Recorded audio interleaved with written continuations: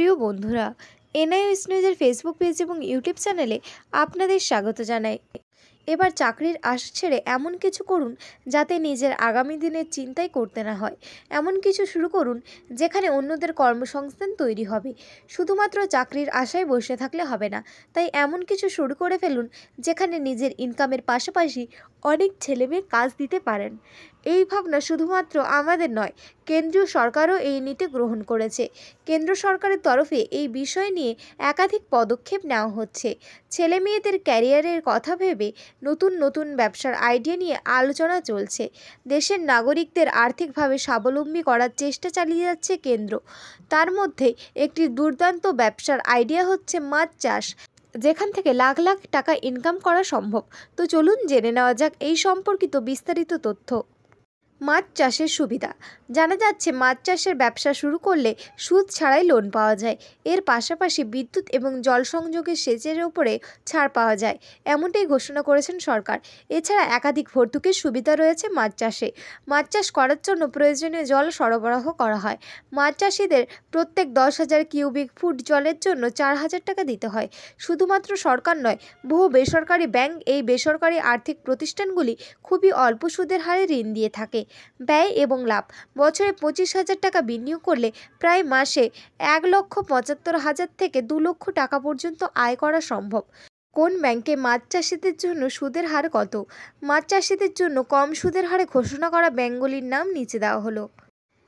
Axis bank. এই bank মাছ চাষিদের জন্য কম সুদের হারে ঋণ দেয়। এই ব্যাংকের তরফে মাছ চাষিদের জন্য কিষাণ মৎস্য ঋণ দেওয়া হয়ে থাকে। এই ঋণটি দেওয়া হয় যে কোনো ধরনের মাছ চাষ এবং চিংড়ি চাষের জন্য।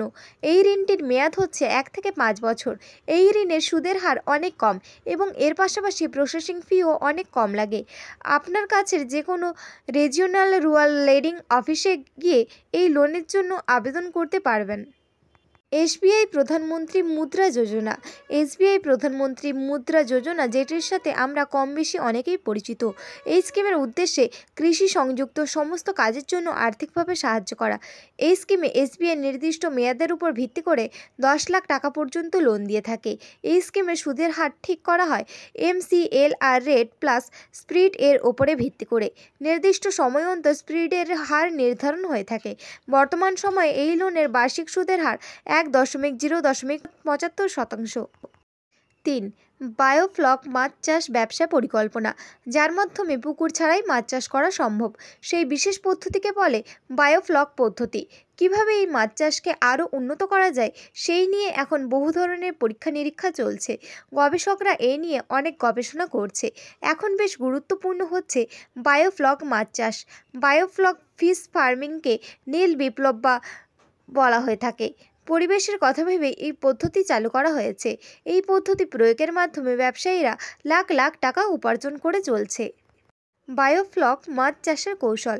মাছ চাষের ক্ষেত্রে নিকাশি জলকে কিভাবে ব্যবহার করা যায় সেটি নিয়ে গবেষণা করছে গবেষকরা। এই গবেষণার ফল বলা হয়ে চলে বায়োফ্লক সিস্টেম। মৎস্য গবেষকদের মতে এই পদ্ধতিকে জৈব বর্জ্যের পুষ্টি থেকে পুনর্ব্যবহারযোগ্য খাবার তৈরি করা হয়।